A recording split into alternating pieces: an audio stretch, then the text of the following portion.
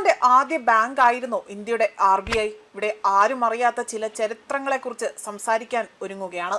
1947 ഇന്ത്യയും പാകിസ്ഥാനും സ്വതന്ത്ര രാജ്യങ്ങളായി പിരിഞ്ഞെങ്കിൽ പോലും സാമ്പത്തികമായി ഇരു രാജ്യങ്ങളും ഉടൻ വേർപിരിഞ്ഞില്ല എന്നതാണ് ഇവിടെ വാർത്തകൾ തെളിയിക്കുന്നത്. പാകിസ്ഥാന് സ്വന്തം കേന്ദ്ര ബാങ്ക് രൂപീകരിക്കുന്നതുവരെ തന്നെ ഏകദേശം 11 മാസത്തോളം ഇന്ത്യയുടെ റിസർവ് ബാങ്ക് തന്നെയാണ് പാകിസ്ഥാന്റെ കേന്ദ്ര ബാങ്കിന്റെ ചുമതലകൾ നിർവഹിച്ചിരുന്നത്. ഇതിപ്പോൾ എത്ര പേർക്ക് അറിയാം എന്നതാണ് ഇവിടെ ചോദ്യമായി ഉയരുന്നത്. വിഭജനത്തിന് പിന്നാലെ തന്നെ പുതിയ പാകിസ്ഥാൻ സർക്കാരിന് സ്വന്തമായി തന്നെ കേന്ദ്ര ബാങ്കും സാമ്പത്തിക സംവിധാനങ്ങളും ഒരുക്കാൻ സമയം ആവശ്യമായിരുന്നു.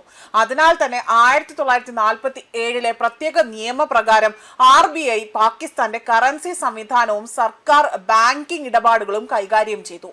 ഇതിന്റെ ഏറ്റവും കൗതുകകരമായ തെളിവ് അന്നത്തെ പാകിസ്ഥാൻ കറൻസി നോട്ടുകളാണ്. ഇന്ത്യയിൽ നേരത്തെ തന്നെ പ്രചാരത്തിലുണ്ടായിരുന്ന 1, 2, 5, 10, 100 രൂപ നോട്ടുകളിൽ ഗവൺമെന്റ് ഓഫ് പാകിസ്ഥാൻ എന്ന മുദ്ര പതിച്ചാണ് പാകിസ്ഥാനിൽ ഉപയോഗിച്ചിരുന്നത്. നോട്ടുകളുടെ അടിസ്ഥാന രൂപകൽപ്പന ഇന്ത്യയുടേതായിരുന്നു.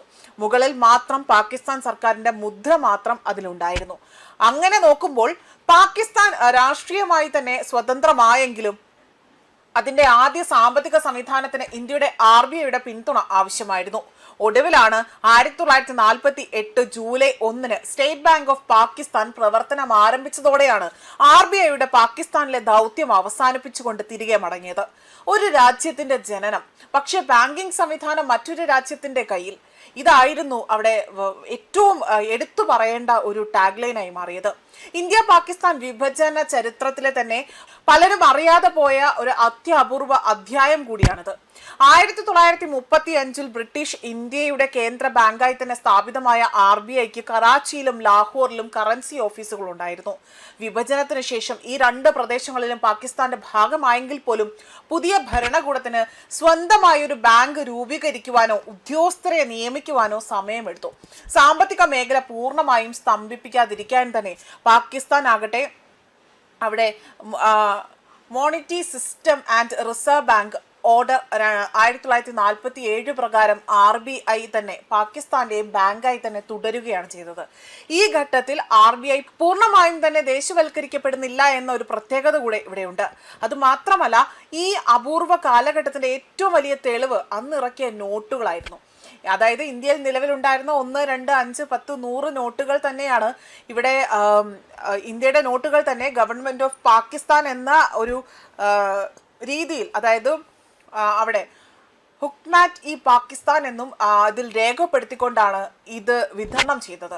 നോട്ടുകളുടെ രൂപകൽപ്പനയും ചിത്രങ്ങളും അവിടെ ഭാരതീയമായിരുന്നെങ്കിൽ പോലും മുകളിലെ സീല് മാത്രം പാകിസ്ഥാന്റേതായിരുന്നു.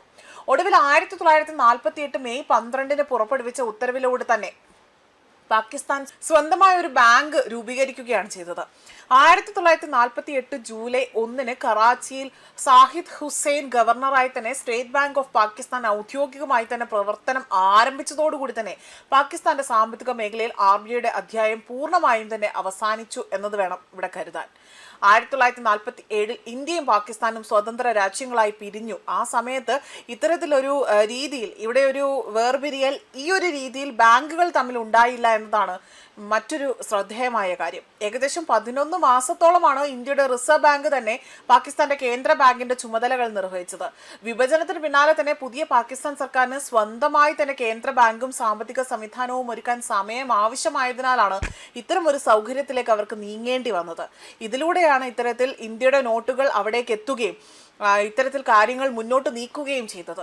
അതുകൊണ്ടാണ് പാകിസ്ഥാൻ അവിടെ സ്വതന്ത്രമായെങ്കിലും ഇത്തരത്തിൽ സാമ്പത്തിക സംവിധാനത്തിന് ഇന്ത്യയുടെ ഒരു കയ്യൊപ്പ് അവിടെ വേണമായിരുന്നു എന്ന തരത്തിലുള്ള കാര്യങ്ങൾ ഈ ചരിത്ര ഏടുകളിൽ തന്നെ അടയാളപ്പെടുത്തിയിരിക്കുന്നത്. അതായത് ഈ 1935 ബ്രിട്ടീഷ് ഇന്ത്യയുടെ കേന്ദ്ര ബാങ്കായി തന്നെ സ്ഥാപിതമായ RBIക്കാണ് ഇത്തരത്തിൽ അവിടെ നോട്ടുകൾ അച്ചടിക്കാനും അതുപോലെ തന്നെ ലാഹോർ ഇത്തരത്തിൽ കറൻസി ഓഫീസുകൾ അവിടെ സ്ഥാപിക്കാനും ഒരു അവസരം ഒരുങ്ങിയത്. അന്നും ഇത്തരത്തിൽ ഇന്ത്യയുടെ സഹായത്തോടു കൂടി തന്നെയാണ് പാകിസ്ഥാൻ അവിടെ നിലകൊണ്ടത് എന്നതാണ് ഇവിടെ ഏറ്റവും ഉത്തമമായി തന്നെ ഒരു തെളിവായി തന്നെ എടുത്തു പറയേണ്ടത്. ഇതിനെ ഒരു അത്യപൂർവമായ ഒരു കാലഘട്ടത്തിന്റെ ഏറ്റവും വലിയൊരു ഏടായി തന്നെ കണക്ക് കൂട്ടാൻ പറ്റുന്ന ഒന്നായി തന്നെ മാറുന്നു എന്നതാണ് ഇവിടെ ഏറ്റവും വസ്തുതാപരമായി എടുത്തു പറയേണ്ട കാര്യം. ന്യൂസ് ഡെസ്ക് കർമ്മ്യ റിപ്പീറ്റ്.